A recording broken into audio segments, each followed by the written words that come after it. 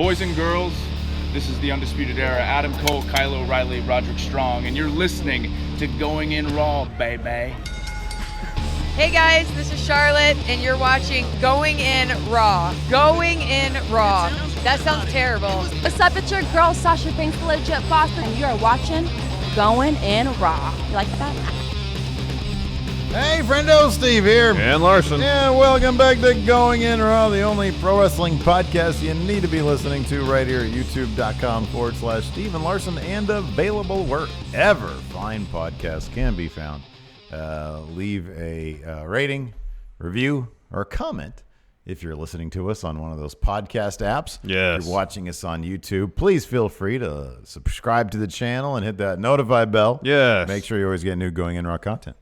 We're also on the Patreon at patreon.com/Steve and Larson. It's a great way to support Going In Raw. I think we have a couple of new patrons, Larson, so I might as well go ahead and give them their shout out at $1. You'd be surprised at how far $1 goes. And at $1, you get the show ad free completely, and you can import your RSS feed into whatever podcast app you listen to, with the exception of Spotify. I know like 8% of our audience on Spotify. Unfortunately, they don't allow you to import RSS feeds. Sadly, no. But CastBox, Apple Podcasts, you can import your RSS feed and get us ad free at $1 a month. So that's really great. We got a couple new patrons here. Let's see here. Here we go. Leo Hunt, Neil Blackmore, Heinlander, Falcon McRamsey, Lindsay Desotel, Ruben is Rapture, Nikolai Martinussen, Kane Bronson, Matthew, and Kenlin Washington. Thank you, everybody. Big thanks for your support. We really appreciate it. Yes, thank you very much. NXT Takeover Phoenix is in the books, Larson. Yeah, it's a pretty good What show. a spectacular show. Once again. Pretty good show. Once again, Takeover. They deliver. Always delivers. It was a lot of fun.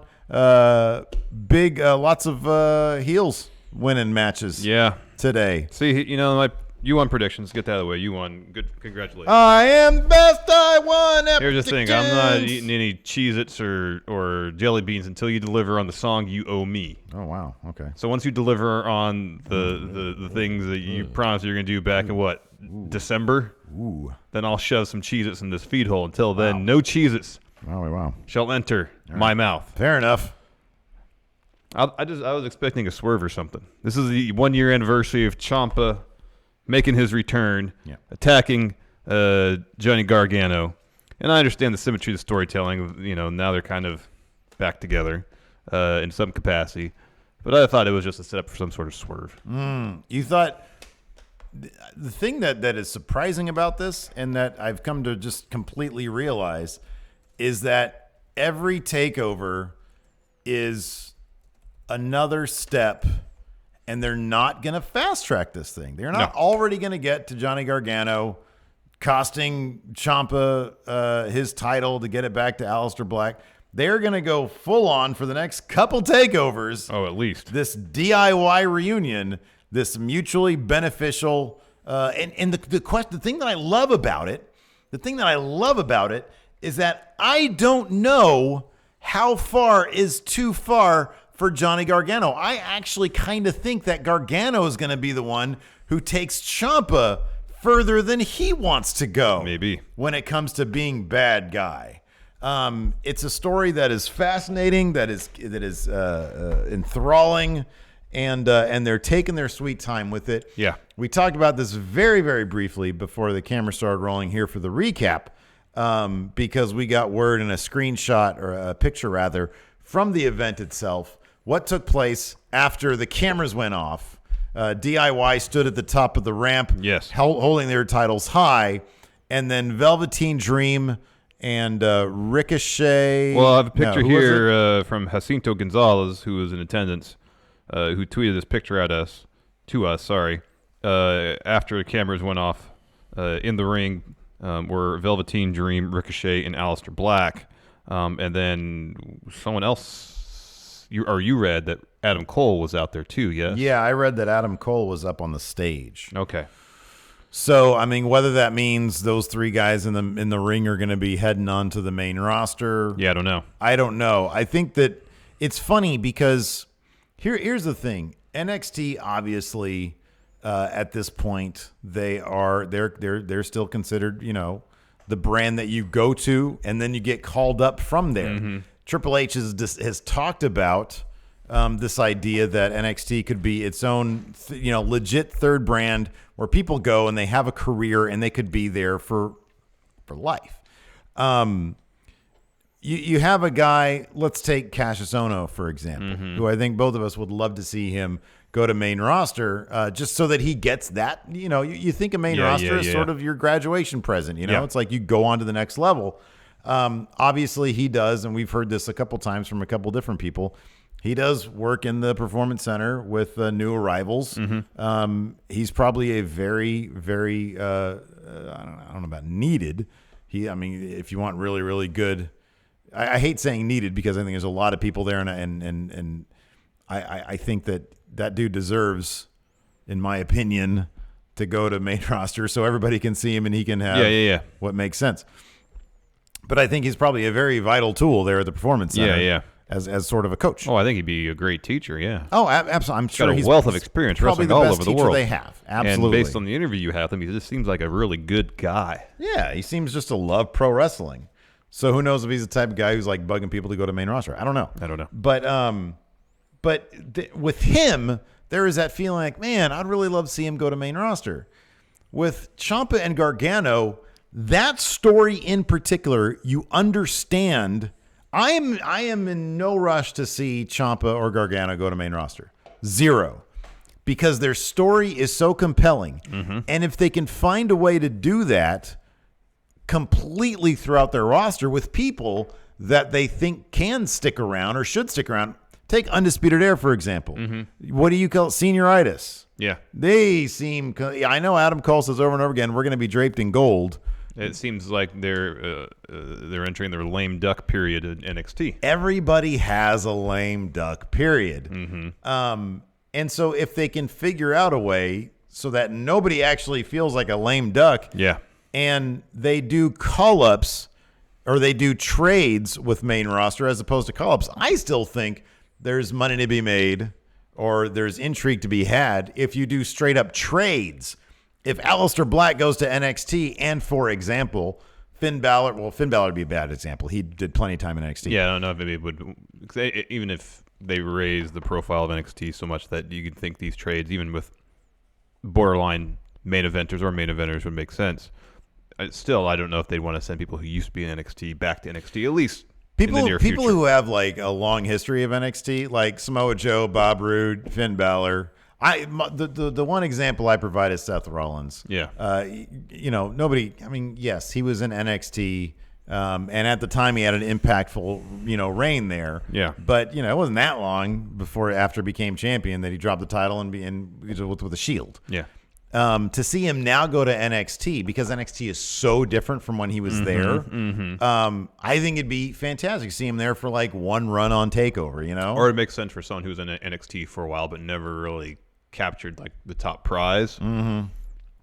Go back after doing a lot of main roster and it's like, yeah, I've done this, and this. Maybe they've even been Universal WWE champion, but it's like one thing I just never did was be the top guy in NXT. All the matches here. I want to prove that I can have one of the best matches of the year, or have someone like John Cena who has done everything. Oh my God, that'd be great. Say, there's one thing I really want to do before I move on to Hollywood full time. If you want to establish NXT as the proper third brand, have John Cena go there, and that sets the precedent. Even just for a match. For sure, absolutely. And so, but you see with the story that's being told, Ciampa and Gargano, you see how it can be feasible that NXT could be this amazing proper third brand that delivers that kind of storytelling, not just to the matches, but to the characters involved and the stories that they can tell on a long-term basis. Here's another thing to think. Sorry, I'm going to interrupt you. Another thing to think about in terms of NXT versus main. Now, we both love Tommaso Ciampa and Johnny Gargano, and in terms of NXT, they're draws. Yeah. In NXT. Yeah. And booked right, I think both could be draws on the main roster. However, when you have such a congested main roster as is, it's going to be hard for them to find their road to opportunity where they're actually in interesting storylines making money. You can always put them in the ring and they'll put on good matches. So at least it could possibly be for their benefit. Mm-hmm, yeah, sure. Creatively to stay in NXT. Yeah. For a while. Yeah. No, I think that's definitely the case. But I mean, that just goes back to like, why are we talking about this? Talking about this because when I predicted the bad guys were going to go over here, in the case of Gargano and Champa especially, it was just because it makes sense that this story they're telling, this phase right now is DIY is on top, and let's see what that looks like when the bad guys are winning. Mm-hmm. In the case of Shayna Baszler going over, that's to me that was kind of a toss up.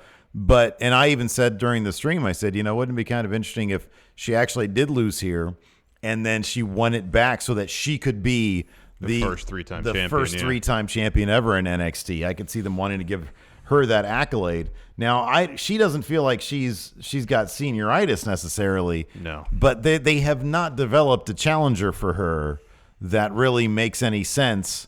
Even in the case of Bianca Belair, they did a pretty decent job with her win streak, but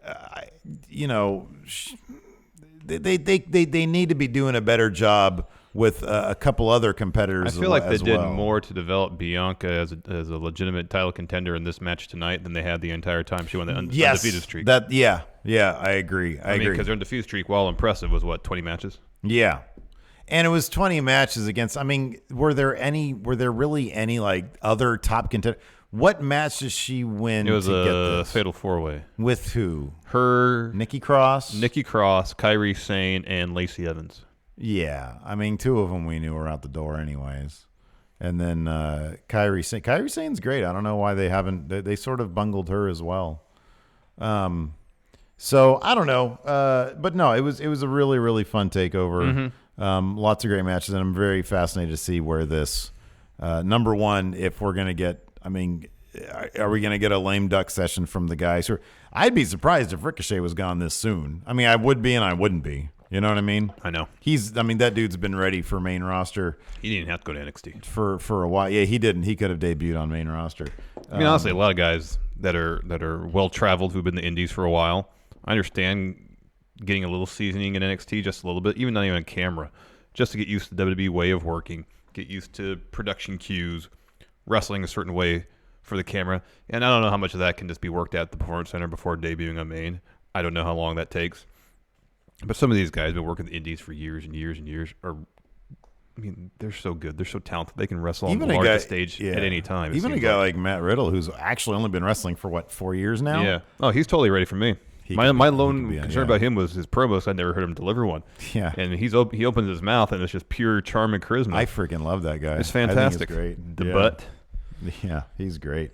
But anyways, let's go down let's take a look at the actual show itself. Show open up with the tag title match. War Raiders, who had the most win entrance I'd seen in a very long time. Yeah, they really telegraphed that one. Taking on the Undisputed Era. Who had the least win, the most senioritis win entrance? I'm sorry, entrance. Face. Kyle O'Reilly was not as passionate in his air guitar playing.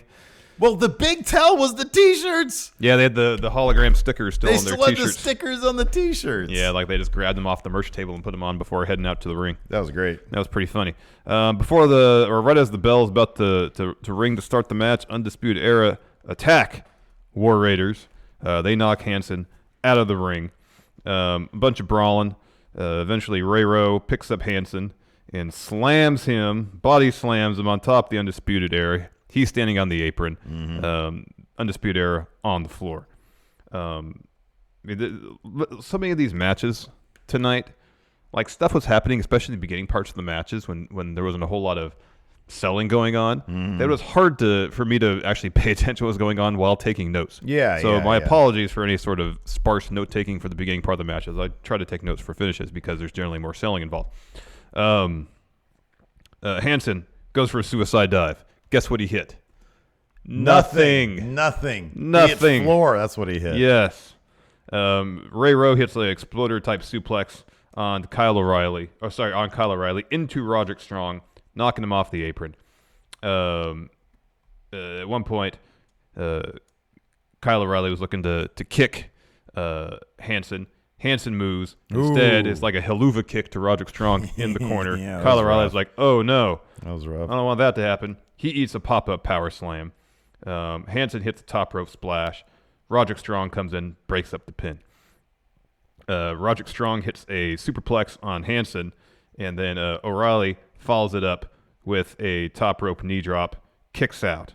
Hanson does. Hanson also kicks out of the Undisputed Era's finisher, the high-low combo, which no one has kicked out of yet. Yeah. That's the telltale sign of someone going over. somebody getting called up. Pretty much. Hanson avoids another finisher attempt with a cartwheel. Ray Rowe hits a powerbomb, power slam combo on Roderick Strong where he has one person up on his shoulders, one person like this, and drops both of them. It's impressive. Ray Rowe, man, he's ridiculously strong. Very strong boy. Ridiculously strong. Big strong boy. In the end, though, Ray Rowe pins, I believe, Kyle O'Reilly after Fallout. War Raiders are your new tag team champions. Heck of a match. This thing never let up. Yeah. It was like just 15 minutes of just go, go, go, go, go, go. Yeah. It's great. Fantastic match.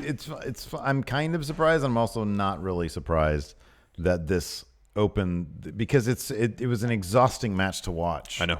I'm trying to think of one that wasn't exhausting to watch on this.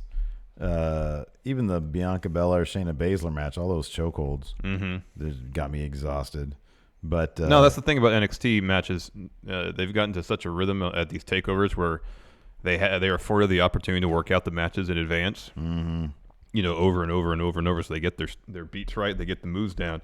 That there's no let up. Yeah. Not to say there's no selling because there's tons of selling. But there's just no let up. The pace of these matches, by and large, is just fast, fast, fast, fast, fast. Which makes them wildly entertaining because there's no rest holds. Yeah, the only one that like sort of got grounded for a bit was that Gargano Ricochet match because that was sort of part of the storytelling. And that was more towards the first half of it. That was more towards the first half, exactly. Yeah. The second half had nothing. But like they've been doing a really great job. They did this at Blackpool also for Takeover there.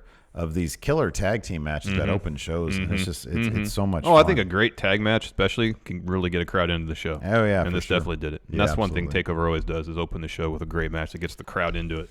Yeah, and we got not just a great match, but we got a title change. Yep. I don't know. Did you mention the finish? Okay. Yeah. War Raiders. War Raiders pick up the titles. Not surprising, but so I'm assuming we're gonna get a lame duck. We're gonna get the rematch at Takeover. Man, what other dude? What we're gonna have a problem here. If Undisputed Era goes up to Maine, this is what I said during the stream. Whoever takes those titles off of War Raiders, they're not on the roster yet, or it's a tag team that has not been formed yet. Street Profits are not. I see Street Profits getting called up before they get those titles. Here's a team. Matt Riddle and Keith Lee. If they go in that direction. Yeah, I don't know if they will. I could see Keith, the way they've been booking Keith Lee, I could see him in a tag team far sooner than I know. Matt They have that'd be interesting. Huge plans for Matt Riddle. But I'm saying something like the Dusty Classic. Keith Lee, Matt Riddle, they form a tag team for the Dusty Classic. They win. They take on War Raiders. They win the belt. It would I'll say this. It would give them both something to do. And here's the thing, too. Remember another former Dusty Classic team that won, only to eventually feud over the NXT title. Finn Balor and Samoa Joe. So you could use their team, Matt Riddle and Keith Lee, as the setup for them to eventually feud. How about this? DIY. Yeah, that's an option too. Because they're bad guys. Yeah, and then they would have all the belts. Yeah, that would be interesting. That's probably where it's headed. Well, that would be kind of what if Undisputed Era didn't get called up? What if DIY does take all the belts and our savior in NXT from Evil DIY is Undisputed Era? Yeah, that'd be something because they said we're gonna have all the belts, and if all the belts are around two guys, it's a little easier to pick them off. Yeah, I don't know, but I mean, if they go straight up, like if you look at that tag division, hey, what about this team? Instead of Matt Riddle, since he seems more like a solo guy, what about Top Notch and Keith Lee? Oh, there you go. But Keith Lee is. We're just throwing together tag teams. That's kind of my point, though. Like, they're the depth beyond the upper tier in the NXT tag division. Who is there? Besides, take Undisputed Era out. You got Forgotten Sons. You got Street Profits. Who I like. I like Street Profits, and their matches have been better lately, but I just don't know that they have kayfabe. They're not good enough to take on War Raiders. Who else is there? Fabian Eichner and Marcel Bartel. Hey, I love them. They're great. I love them. They're heels, at least. Yeah. Yeah. Slim Pickens. Metro Brothers. God, that's why I love you, man, because you just brought up the Metro Brothers. I love them. It's not 2020 yet. They already had their one appearance in 2019. Humberto Carrillo come back to NXT. He and Raul Mendoza. Well, it's kind of interesting because they're a great tag team. Who on the independent circuit right now, or even look at New Japan? You got Guerrillas of Destiny. They ain't going nowhere. They're really hoping to sign the Young Bucks and have them come to NXT. Right? I don't know. Who else is out there? Who's tag teaming right now? Well, they're in Impact. Say the Rascals. They're in Impact, though. OVE again. Impact. Lucha Brothers. They're tiny, too. Lucha Brothers, but they're busy with MLW and maybe All Elite. All Elite, yeah, maybe. Maybe they're... No. Chosen Bros. I don't know. Chosen Bros. Jeff Cobb seems busy for a while. Jeff Cobb and Matt Riddle. Where are they? Where are those guys? Bring them in. Speaking of Matt Riddle. There he is. We had a Cassius Ono Matt Riddle video package. Good stuff. Went through why Cassius Ono has beef with Matt Riddle. They should bring in Mike Elgin. Oh, gosh. And the feud with War Raiders. Oh, man, if they brought in Elgin and Brian Cage. Yeah, there you go. They were a tag team in PWG. Oh, okay. Right on. Actually, we saw him take on Chosen Bros the first show he went to. Did we actually see that? Yeah. Oh, my goodness gracious. That's the first time we ever saw Matt Riddle. I can't live. remember anything. Matt Riddle versus Cassius Ono. This is a fun match. Hard-hitting, too. Yeah, this was a very physical match. Very physical. Pretty early on, Matt Riddle had an opportunity to hit a sunset flip powerbomb out of the ring. He tried for it. Cassius Ono blocked it and instead put the apron over Matt Riddle's face. Stomped his face. There was a couple of good face stomps in this. Yeah, and it busted open Matt Riddle's mouth. Yeah, and there was a toe bite.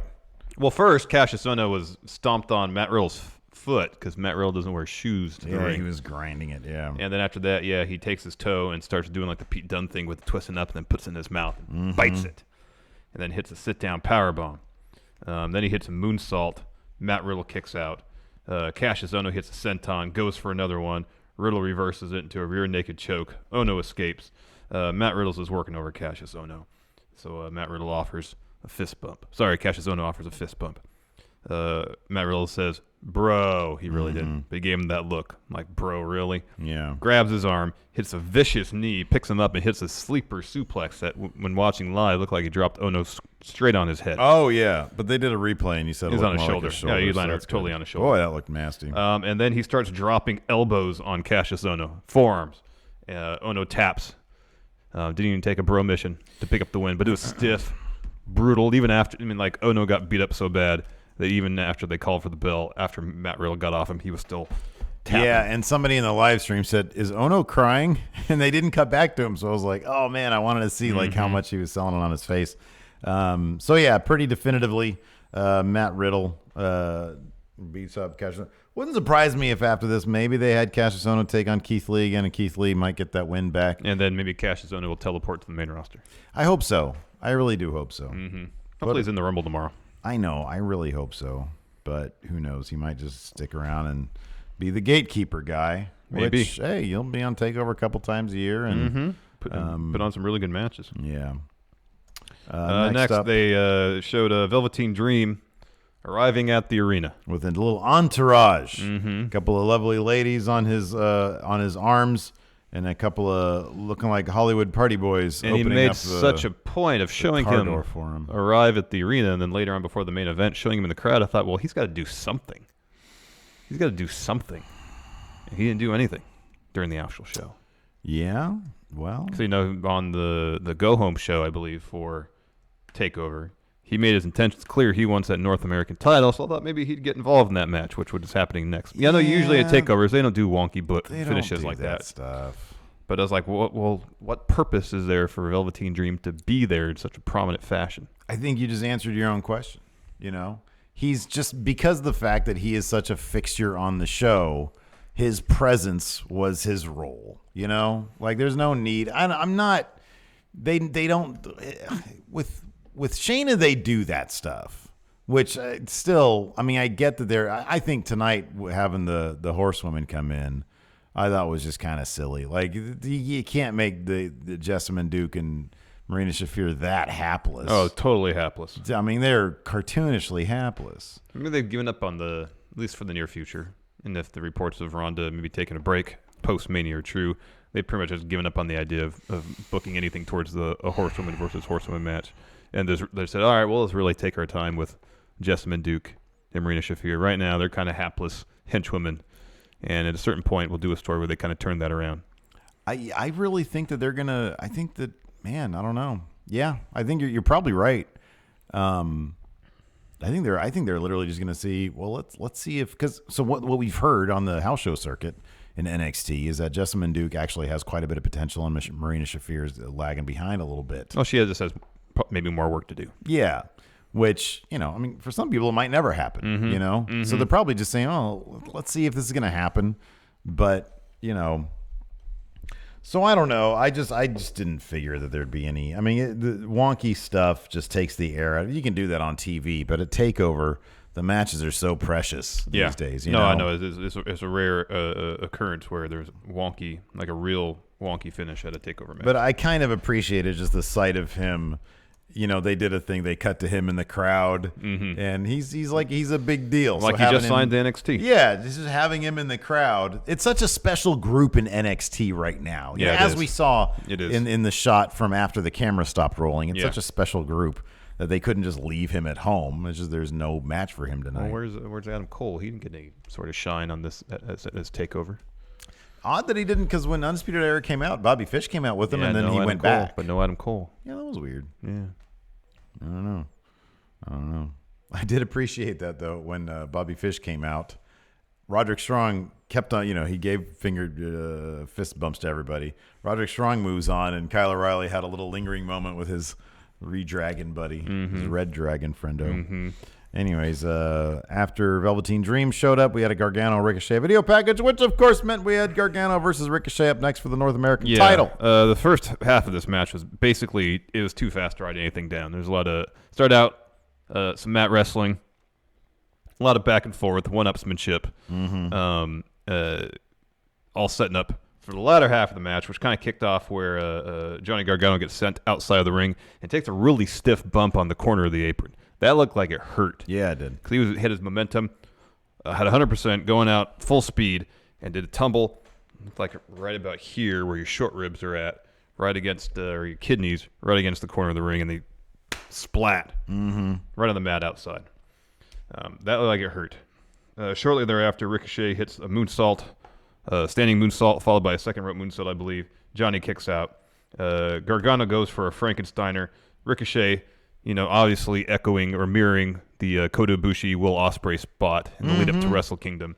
Ricochet lands on his feet. Gargano has the, oh, shoot, this is bad look on his face. Yeah. How did he just do that? I wish they gave it a proper homage. It would have been nice, because obviously that spot itself was homage to what you just said. But if they had the cameras in the same place, I know, and actually filmed it in a similar fashion, it would have been just a fun little bit for wrestling nerds. I know. I know.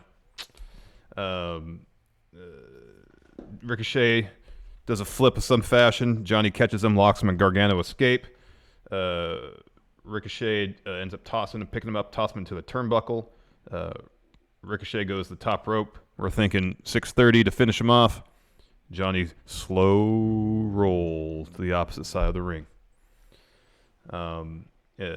Ricochet, I think at that point he was telling the ref at first, all right, just count him out. And he goes, nah, never mind. And he runs, jumps over the turnbuckle, flips in midair. He hits like a senton. That was crazy. That was insane.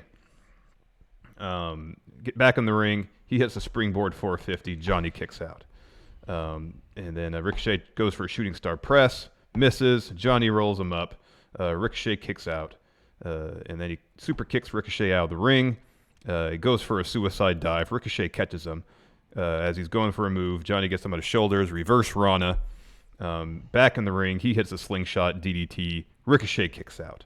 And then Johnny goes to the outside, pulls back the padding ringside, exposing concrete, sets up Ricochet for a draping DDT off the apron. And, Drake's like, don't do it. Don't do it. And he thinks twice about it. He wants to win. He wants to be Johnny Wrestling. There's turmoil going on. Exactly. He's like, I can do this.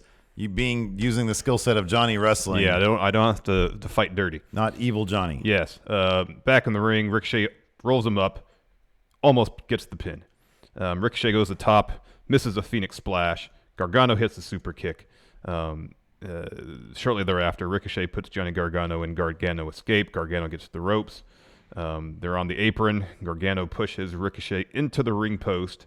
Then on the floor, suplexes Ricochet on the exposed concrete. Sorry, I kind of feel like that point where Ricochet put Gargano in his own move, that was kind of the snapping point right there. It's like, because it took him everything, and then when he finally sort of got out of it, like he wasn't at the ropes, but once he was out of it, he ran to the ropes, and then that next sequence happened when he finally dumped him on. And when he pushes Ricochet into the ring post, I think it was Nigel who made a point of saying, Almas did that same thing to Gargano, which set up Almas's win when he defended his title a year ago. Right. So back in the ring, Gargano hits another slingshot DDT, picks up the win, new North American champion. Mm-hmm. Yeah. So pretty stunning stuff.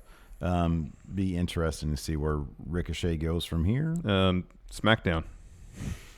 Boy, oh boy. Don't even say that. Don't even say that. Ray, Almas, Ricochet, Daniel Bryan, AJ Styles. AJ, all on the same show. That's ridiculous. Don't even say it. Aleister Black goes to Raw. Ooh. Although he's married to Zelina Vega, so he might go to SmackDown. Ooh. But then if Ricochet goes to Raw, then we get Seth Rollins versus Ricochet. Oh, man. Wow. Yeah, I mean, I don't know, man. I don't know if they ship Zelina to Raw. Well, they and do the Almas thing is that Solo. Meltzer was talking about, where they do the team up between Ray, Almas, and Sin Cara. Yeah. Then I guess that could be used as a reason to. Yeah, could be. I don't know. I don't know. Next, Shayna Baszler, Bianca Belair video package. This was great, setting up their women's title match. Yep. Early on, there's a lot of back and forth. At one point, Bianca has Shayna in the corner and starts doing her feet, and then Shayna trips her, pushes her, gets her in the corner, and then gets in her face, and then Bianca turns the tables. They push each other a little bit outside the ring. You didn't talk about Bianca Belair's. Oh, her ring gear! Oh my God, her all over Bianca Belair print. Yeah, she had Bianca Belair. All over what her I ring noticed? gear. Like a couple, on her jacket. They had some her top, close-ups. her pants. And at first I thought it was like a picture of her, but it was it looked like an airbrushed artwork. Yeah. It was an illustration.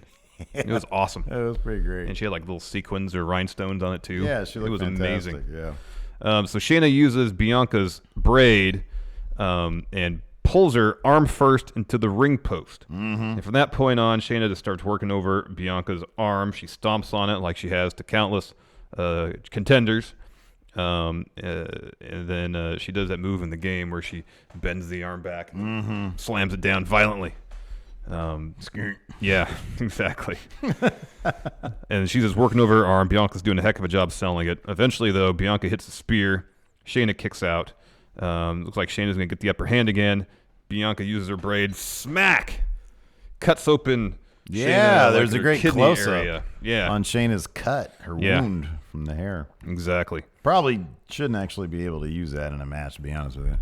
I mean, what's to stop her from putting razor blades on it and doing some real damage? That's a fair point. I mean, the ref should check that. Before the match, check, each person in the ring for weapons or foreign objects. No razor blades. She should run her hands down the braid and make sure there's no razor blades in it. Whatever it was that made that slice. Mm-hmm. I mean, if it was a little, I don't know, like a little accoutrement to a hair tie of some sort. Yeah. A little bead or something. Yeah. That should be illegal. Can't be slicing people over with that. Yeah, I don't know. Open, rather. I don't know if there's like kind of a gray area since it's, it's part of her person. Yeah, I don't know. I don't know. At one point, Bianca is setting up Shayna for her double chicken wing facebuster type deal. Shayna escapes and pushes Bianca to the ref. We have ourselves a ref bump. Ref bump. While the ref is out, Bianca hits her finisher. Goes for the pin. Gets like a 10 count, but there's no ref to count it. She starts like, she's like caught in the middle. She's like, do I go and get the ref, revive the ref, or do I stay on top of Shayna and do more damage to her? Lack of experience. Yeah. You run to the ref, you grab her shirt, pull her over, and in that act, she should wake up, and then you either go for the pin or you try to get that finish again. Yeah. Marina Shaffir runs to the ring. She eats a spear. Out of the equation. Then Jessamyn Duke runs to the ring. She eats the chicken wing facebuster. Keystone Cops, man. Out of the equation. Baszler comes to, puts Belair in the clutch. Bianca fights out of it, stands up, suplexes Shayna Baszler. She goes to the top rope to go for the 450. She's briefly distracted by Jessamyn Duke. Goes for the move, misses it. Baszler sinks in the clutch again. She's got it in deep. Bianca tries to fight out, collapses. We think that's it. No, she fights out again, gets to her feet for a moment, only to collapse yet again. Ref calls for the bell. Shayna Baszler retains. So it seems like the point of this match was to solidify Bianca Belair as, tough fighting babyface. Well, I mean, it was the Austin thing. Yeah, pretty much. It was Austin Hart at WrestleMania 13. Yeah. And then you had Sam Roberts apparently getting some direction during the pre-show in this kind of awkward segment where he was talking about how he didn't think Belair was ready for a takeover or something like that. Yeah. But there's a weird awkward thing where he's kind of stumbling over his words, and it seems like he's getting direction to advance that particular story beat that Triple H or someone else in creative wanted to advance. And so the story of this match is, even in defeat, Bianca proved that she's a contender. Yeah. Not sure how I feel about that whole thing. I mean, Sam Roberts has like a podcast of his own, and he's on the pre-show. All right, listen. And he's like mid-sentence, mid-thought. And all of a sudden, he's stumbling over his words a little bit. All of a sudden, you hear voice of God because he was fine, and all of a sudden, he hears voice of God. And hey, talk about how really drive home how Bianca isn't ready for Takeover. And he's like, well, I don't actually believe that, but okay. Yeah. You almost see him because he's stumbling over his words, and it sounds like Pat McAfee sitting next to him. You can actually see him listening. It seemed like. Did you notice that? Kind of, yeah. I think he did this. I mean, I was watching on your phone, so it was small, so I could have, it's hard to tell. I see what you're saying. I was like, yeah. Oh, man. That's funny. Anyway, Shayna retains. Really, really good match. Great showing for Bianca Belair. Wouldn't be surprised at the following takeover in Brooklyn. Yeah. If Bianca picks up that belt. It was a really, really well told story. It got the point across. And it'll be interesting to see how the rematch ends up. I'm hoping that they'll have her. The thing is, if you're gonna go that direction with Bianca Belair, you need to bring the intensity. She needs to be running through people to scratching and clawing to get that rematch.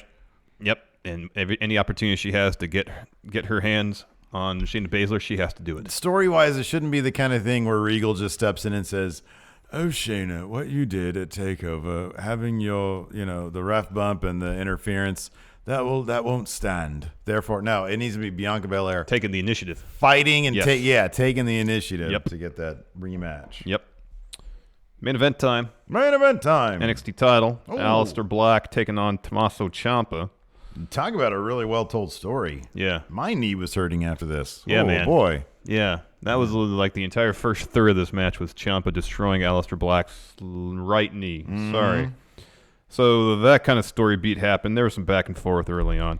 Alistar Black hits a tope con hero to the outside on Ciampa, and they show Alistar kind of flexing his knee a little bit. Ciampa starts to attack it, dropping elbows, doing all sorts of stuff with it. He suplexes Alistar legs first into the ring steps, back in the ring, keeps working over the knee. He kind of puts Alistar's leg in the ropes, works it over there, hits a running knee on his leg, just absolutely destroying his knee. He takes it back outside, slams Alistar's knee into the announce table, and kind of like a shin breaker type move, just really destroying it. And then Ciampa sets up for something off the top rope. Alistar comes to enough to hit a kick, sending both himself and Ciampa to the floor. It was really like a spot from the video game where someone's sitting on the top rope and you hit a strike, and you kick them off the top turnbuckle and they go flying out. And we have this back in the ring. Alistar hits a kick, gets the upper hand, gets some offense in, and there was a spot, pretty elaborate spot, where they're both trying to hit their finishers, and both of them were missing. I think twice Ciampa tried to go for a fairy tale ending. At least once Alistar tried to hit a black mass. Both of them missed on it. Back in the ring, sorry, we never left the ring. Ciampa hits a dragon screw leg whip, transitions to a single leg crab. Again, working over that leg. They're on the apron. Ciampa hits a draping cutter. That was on the apron. Ugly and beautiful at the same time. Because, that was something else right there. Yeah, Alistar kicks out of that.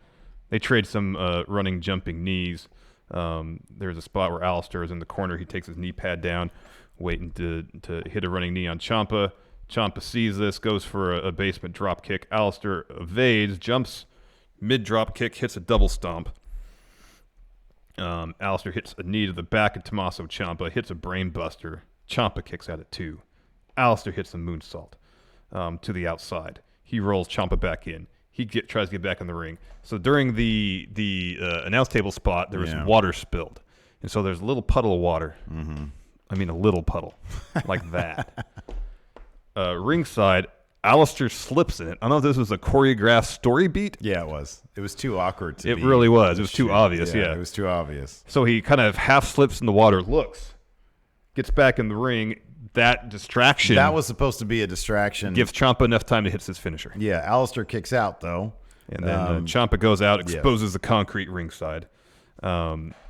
This was, logically speaking, what is Aleister Black thinking, hitting a Meteora off an apron onto Ciampa, onto concrete? Yeah. He knows where his knee is going to land, and it's concrete. Yeah. But he hits that. Yeah, he rolls Ciampa back in the ring, hits Black Mass, but he's too worn out. His knee is taking too much damage to make the pin quickly. By the time he gets his arm over Ciampa, Ciampa rolls on his tummy. Can't pin someone when they're on their tummy. No, well, somebody tried once. And then the ref Cameron tried. And the ref said, you can't do it. The ref said, what are you doing? It doesn't work that way. I think the ref literally said, count what? Yeah, Cameron said, count it.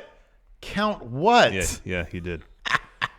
And in a scene reminiscent of Alistar's match against Johnny Gargano, they get up, and Alistar's trying to kind of propping up Ciampa's weight with himself. Yes. Ciampa's got his head leaning into Alistar's chest or tummy. He goes for another black mass. Ciampa takes the ref and pulls it in front. Pulls it in front. The ref, sorry. Drake. Pulls Drake in front of him. So Alistar doesn't hit the kick. Alistar hits a knee, and then Ciampa does like a roll-up, lets go, and Alistar's momentum takes his feet into the ropes, so Ciampa rolls with him kind of and hits a draping DDT. Yeah. It's a pretty cool spot. Yeah, it was a good finish. And then Ciampa hits another fairy tale ending. Alistar kicks out again. He hits another, that's the third one. And then he goes for it, and he hits a fourth, right? No, he goes for number 4. Alistar escapes, goes for a black mass, but his knee gives out. That's right. Yeah. At which point, Ciampa hits the final, fourth fairy tale ending for the win. Ooh, yeah. So, still champion, Tommaso Ciampa. And then, of course, he walks up the ramp. We get the copyright bug. That goes away. Enter John Gargano. For a post-credit scene. Exactly. Gargano comes out with his title. They both hold their titles high. DIY is in control. All they need are those tag titles. Man, I'd love for that to happen. And if Candice turns heel and she gets the women's title, then I'd love for that to happen. All the belts. I'd love for that to happen. All the belts. So yeah, this will be an interesting set of tapings. Probably Thursday, I would imagine. So I didn't hear what the dark matches were for Takeover recap show next week. Takeover recap show. Here, I'll look into it. Carry on. So I put up a question thread on the Twitter. So very well. I'm gonna go to that now. See what people have to say about that. Let's see. Oh, that is not part of the question thread. Here we go. What? Here we go. And wow, lots of questions. Lots of questions. Let's see here. Greg Morris, kayfabe. Who are the women with Velveteen Dream? Only the highest priced escorts from the best Phoenix escort agency. Anything to add to that? High priced escorts. Louis Pateon Turner. Why is there such a difference between the tag divisions in the WWE and NXT, including NXT UK? I don't know what difference he's necessarily talking about. Yeah, I don't know either. Because number one, the tag division in NXT UK is hot. Yeah, it is pretty popping good. because that's where everybody is. Yeah, I know. So that's amazing in NXT UK. NXT has two amazing teams, and then we got Undisputed Era, and then we got War Raiders, and then like we sort of stated at the jump of the show, not a whole lot else going on there. Unless they start putting some teams together. I don't think there was any dark matches. I mean, there's Lorcan and Birch, there's Marcel Bartel, and Fabian Eichner. I mean, look, I'd love to see Lorcan and Birch, make a run after those tag titles. That's a feud I wouldn't mind seeing from here to there. Yeah. I can't find any information as far as pre-show matches. Maybe they just did the awards or something. I don't know. Oh, that could be. That'd be weird, though. What are they going to do on Wednesday? I don't know. That's weird. That'd be weird. Oh, I wonder, did they do when is Worlds Collide airing? Oh, that's not next weekend. Next weekend. They're airing that. Yeah. Okay. Are they doing some NXT? Did they do any like a taping that they might have filmed? Not that I'm aware of. This past weekend? Yeah, not that I'm aware of. John Ortolaza, will the Undisputed Era clean house WrestleMania weekend and take all of the NXT gold? I do not see that happening. Well, definitely not WrestleMania weekend. I mean, what are they going to do? I mean, who's going to go after that North American title? That's the thing. In Undisputed Era? Yeah. It has to be Roderick Strong. That's the thing. I would think it'd be Roderick Strong, and then Red Dragon gets back together. That makes the most sense. See, again, you guys are getting way too ahead of yourselves. Kung Fu Angie says, title versus title on Next Takeover. They're going to spend 2 or 3 takeovers being on the same page. They are taking their sweet time with this. And it's already a year in the making. Every step along the way, it's been really good. Rao asks, should Johnny betray Candice? I think that they should do a thing where she's like, no, and he's like, yes. Yeah. So, yeah. So apparently there was a brawl at the top of the ramp. So you had DIY, Velveteen Dream, Adam Cole. Looks like Alistar Black's up here too. And then the faces posed afterwards. Graydon asks, what NXT roster member could believably win the Rumble tomorrow? I don't think there's anybody. Oh, I think Alistar Black could.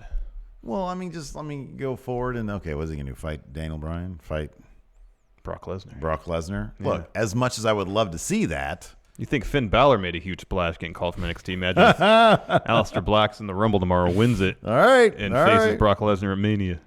All right. I'm in.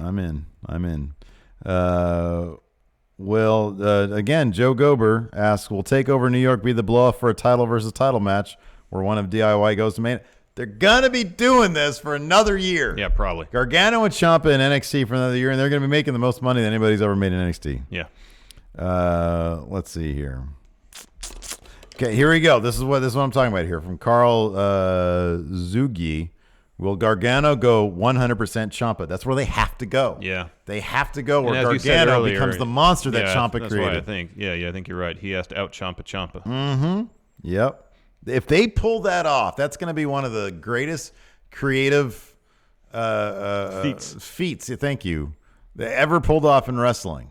Well, they get your hottest baby face in a promotion and turn him so heel the top heel thinks he's going too far. Yeah. Yep. Let's see here. Dogma says chances of a Champa, Gargano, Dream, Cole 4-way at Mania weekend takeover. Take Gargano out of there. Champa, Ciampa or Alistar. Dream, Alistar, Cole. Maybe I could see that. Mm-hmm. Maybe. Mm-hmm. Although I do like this Van Dam here. He has a screenshot of the Gargano Ciampa, the top of the ramp bit. He said the storytelling on this is another level. That small detail of how Johnny looked at the NXT title says so much. That's what he truly wants. Mm-hmm. Look at that. Yep. There it is. He's using this apparent reunion of DIY to get his way to that title. Mm-hmm. Yep. Yeah.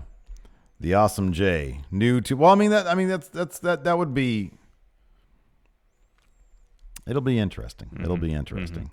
I really want them to explore the monster Gargano. If Gargano is realizing that being a heel is a means to an end, if it's deep cover. That's what it is. Yeah. It's deep cover. But here's the thing. I mean, just the fact that Johnny seemingly is the one now manipulating Ciampa, because Ciampa thinks, although he was hesitant to be up, like the whole time he was next to Johnny, he was looking over at him, raising the title to make sure he was in the clear, like he wasn't getting attacked. Yeah. But at this point, you look at that screenshot there, a couple other instances, it's Gargano manipulating Ciampa, and so I wonder if rather than Gargano, in terms of being vicious, out healing Ciampa, it's Gargano manipulating Ciampa, where Ciampa thinks he's safe, he's comfortable, only for Gargano to use strategy to get that belt off. Yeah, Ricochet is collateral damage. Like, Gargano is going undercover in this horrible gang to get to the boss. And when you do that, you have to do certain things that straddle the line of breaking the law. Sometimes you have to do cocaine, for example. I've just seen it on the Shield. On the Shield. Okay, yeah. But deep cover, another great example. Yes. Let's see here. Toby Michael says, will Aleister Black be in what number is he entering? What number is Aleister Black come out? 10. How about this? Everybody thinks you're getting Ty Dillinger, and then all of a sudden, exactly. Yeah, and he does his entire entrance. Yeah. They have to. It's long enough that like two other people could come to the ring in the meantime. Yes. Exactly. Yeah. Let's see here. Yeah, Brandon Cage also says, are we getting DIY versus War Raiders? Ben says, will Sam Roberts want to do another pre-show? Not if he's got people in his ear. I know. He's like mid-sentence. Hey. What? Push this beat. And then meanwhile, Pat McAfee. What did you say? Matt Hill, what's the best match of the night? Oof. Most fun, probably the tag match. Yeah. Story-wise, probably Ricochet Gargano. Yeah, one that left me hurting the most, Aleister Black versus Ciampa. Ricochet was he was doing all sorts of crazy, ridiculous stuff. I know. He's the best. That was like a New Japan match with all the next stuff. Yeah. No, I'm thinking of all the high flying moves. Yeah, that was crazy too. Let's see here. John Adams says, what's next for Ricochet? But let's assume he doesn't go to Maine. Well, a rematch with Gargano in some capacity, whether it's... How about this? I'll propose this to you. So this brawl that happened at the top of the ramp, the people that are participating in it, you had Ciampa, Gargano, you had Ricochet, Velveteen Dream, Adam Cole, and Aleister Black. So what if the next takeover, Gargano wrestles twice? He defends his North American title against Ricochet and Velveteen Dream, because Velveteen Dream really seems intent on getting, maybe he wins this Worlds Collide tournament, wants that North American title. Yeah. And then he can be in the main event. We finally get that triple threat match. Ciampa, Gargano, Aleister Black for the NXT title. And Ciampa's like, oh, Gargano's this match? He's going to have my back. Yeah. Because if one of us in DIY are champion, we're both champion. Gargano can drop the North American title in the first match, only to pick up the NXT title in the next match. Yeah, but the fact of these matches being so brutal. Oh, I know. Like, I would think, like, it's one thing for Adam Cole. I mean, that was an impressive feat. Adam Cole pulling the ladder double match duty. And then being in the tag match later. Yeah, that was an impressive feat. But in the ladder match, you have 5 other guys. And the next day, he was in the Royal Rumble. And the next day, he was in the Rumble with rib tape. Oh, man, that was good stuff. Anyways, what a great recap. What a great takeover. It was a lot of fun. It was so much fun. We're going to be live streaming our reactions to the Rumble tomorrow. We're going to do the whole pre-show too, 2 o'clock. You want to start at 2? If we're gonna do it, let's do it. Yeah, If we're gonna 2 go. o'clock. If we're gonna do it. Let's go big. It'll be a 6-hour stream day probably, because the main show probably go from 4 to 8 or so. Yeah, you're probably right about that. Probably right. Anyways, and then we get to take Monday off. We're taking Monday off. Yeah, we're right? gonna take Monday off. I mean, yeah. I'm gonna be doing stuff, but no show on Monday. Anyways, thanks so much for tuning in. We appreciate it. Until next time, talk to you guys later. Goodbye. Jared.